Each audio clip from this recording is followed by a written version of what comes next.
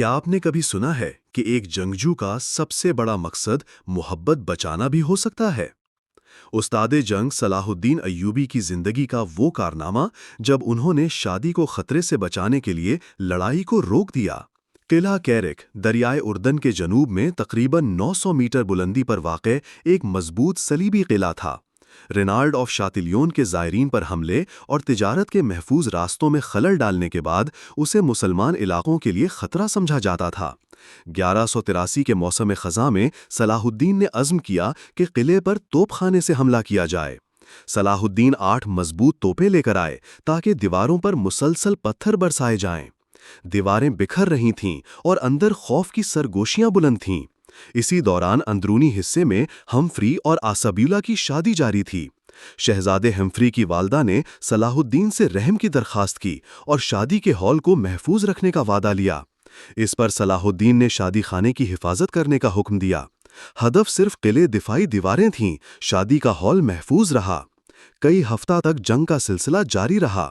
یروشلم کے بیمار بادشاہ بالڈون چہارم نے اپنی بیماری کے باوجود امدادی فوج روانہ کی۔ انہوں نے سنگسار شدہ ٹاور آف ڈیوڈ پر مشل روشن کی۔ یہ قلعہ کیرک کی مدد کی علامت تھی۔ جب بالڈون کی فوج قلعہ کے قریب تھی، صلاح الدین نے خطرے کا اندازہ کیا کہ اگر جنگ چھڑ گئی تو وہ گھیرے میں آ جائیں گے۔ انہوں نے رات میں خاموشی سے محاصرہ اٹھایا اور اپنی فوج کو تقسیم کر کے روانہ کیا تاکہ اپنی افواج کو ضائع ہونے سے بچایا جا سکے۔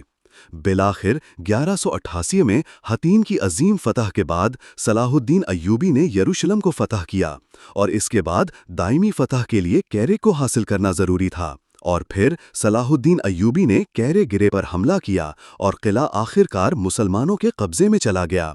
پہلی دفعہ محاصرہ صرف طاقت سے نہیں بلکہ دماغی جنگ سے کیا گیا۔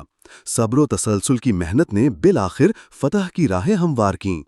قلعے پر مسلسل حملہ، محاصرے میں اخلاقی حدود کا خیال اور بہتر تصویراتی فیصلہ، یہ تمام اقدامات صلاح الدین کی عسکری حکمت، ایمانداری اور انسانی ہمدردی کو متوازن انداز میں پیش کرتے ہیں۔ جب بیت المقدس فتح ہوا تو ایک عیسائی ماں روتی ہوئی سلطان صلاح الدین کے سامنے آ گئی، لیکن جو ہوا وہ تاریخ میں رہتی دنیا تک یاد رکھا گیا۔ عورت نے فریاد کی، میرے بچے کو ایک سپاہی لے گیا ہے۔ سلطان صلاح الدین نے نہ کوئی دربار بلایا نہ مشورہ کیا، بلکہ خود شہر کی گلیوں میں نکل پڑے۔ سپاہی کو تلاش کیا، بچہ واپس لیا اور ماں کی گود میں ڈال کر کہا، یہ لو تمہارا بچہ۔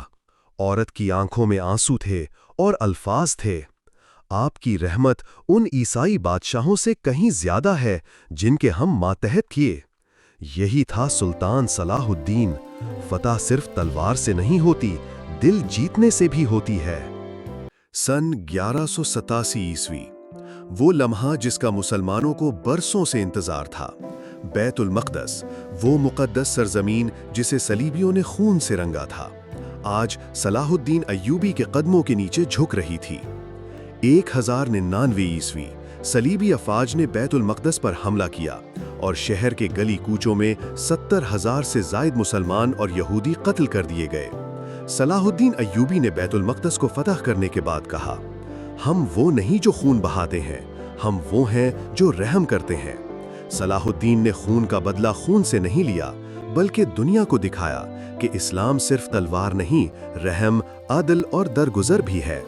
عیسائیوں کو محفوظ راستہ دیا گیا، ان کے گھروں، بچوں اور عزت کی حفاظت کی گئی۔ جن کے پاس فدیہ دینے کے لیے کچھ نہ تھا، انہیں بھی معاف کر کے آزاد کر دیا گیا۔ بوڑھے، عورتیں اور یتیم بچے جنہیں دنیا نے چھوڑ دیا تھا، صلاح الدین نے ان کا سہارا بن کر دکھایا۔ فتح صرف زمینوں کی نہیں ہوتی، اصل فتح دلوں کی ہوتی ہے، اور بیت المقدس کی سرزمین نے دیکھا کہ ایک حقیقی فاتح وہی ہوتا ہے جو رحم کرنا جانتا ہو۔ بیت المقدس کی فضا میں اذان گونج رہی ہے، مسجد اقصی کا دروازہ کھل رہا ہے، صلاح الدین خاموشی سے سجدے میں گرے ہوئے ہیں۔ صلاح الدین تاریخ کا وہ ہیرو جس نے سلطنتیں فتح کیں، لیکن وہ مرنے کے بعد اپنا کفن تک نہیں چھوڑ سکا۔ صلاح الدین ایوبی رحمت اللہ نے ایسی سلطنت پر حکومت کی جس پر سورج بھی غروب نہ ہوتا۔ بادشاہ جھکتے تھے، شہر دروازے کھولتے تھے، لیکن جب وہ دنیا سے رخصت ہوئے، نہ کوئی محل تھا، نہ خزانہ، نہ کوئی سونے کا تاج۔ ان کے پاس صرف چند دینار تھے۔ ان کے اہل خانہ تدفین تک کے اخراجات نہیں اٹھا سکتے تھے۔ علماء کو چندہ جمع کر کے عظیم مجاہد کا جنازہ پڑھانا پڑا۔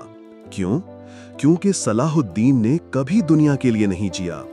وہ صرف اللہ کی رضا کا طالب تھا اور شہادت کی موت کا خواہش مند۔ زمین پر بادشاہ تھا، لیکن رب کے سامنے صرف ایک عاجز بندہ۔ ہر فاتح خزانہ نہیں چھوڑتا، کچھ لوگ کردار چھوڑ جاتے ہیں۔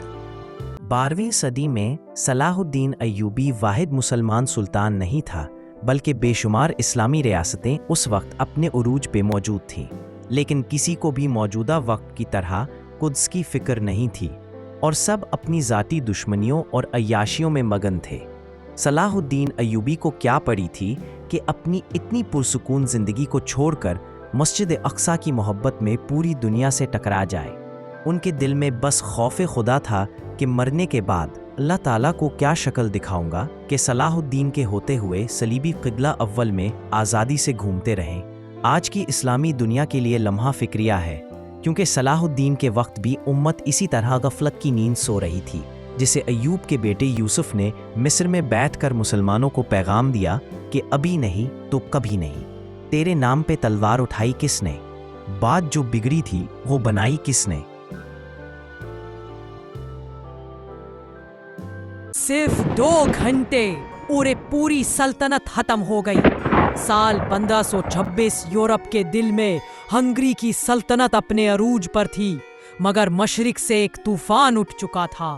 سلطان سلیمان خان، جسے دنیا میگنیفیسنٹ کہتی تھی، سلطان نے اپنے لشکر کے ساتھ دریائے دنیوب عبور کیا اور موہاج کے میدان میں دشمن کا سامنا کیا۔ اس کے پاس صرف طاقت نہیں تھی، بلکہ غیر معمولی جنگی حکمت عملی بھی تھی۔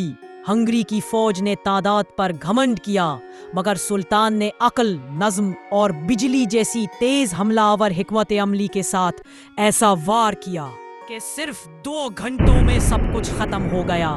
بادشاہ لوئیس دوم خود میدان میں مارا گیا۔ سلطنت ہنگری کا سورج ہمیشہ کے لیے غروب ہو گیا۔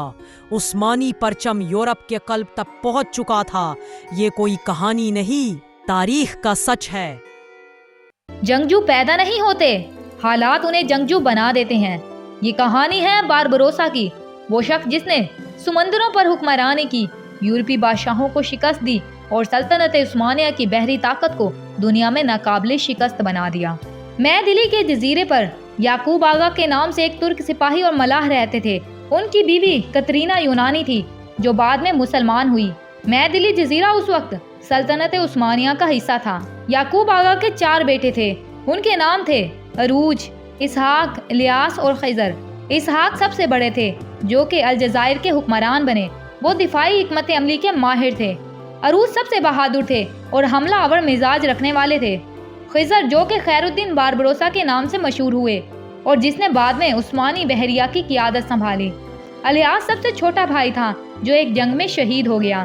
یہ بھائی شروع میں عام ملاح تھے، لیکن قسمت نے انہیں سمندر کا سلطان بنا دیا۔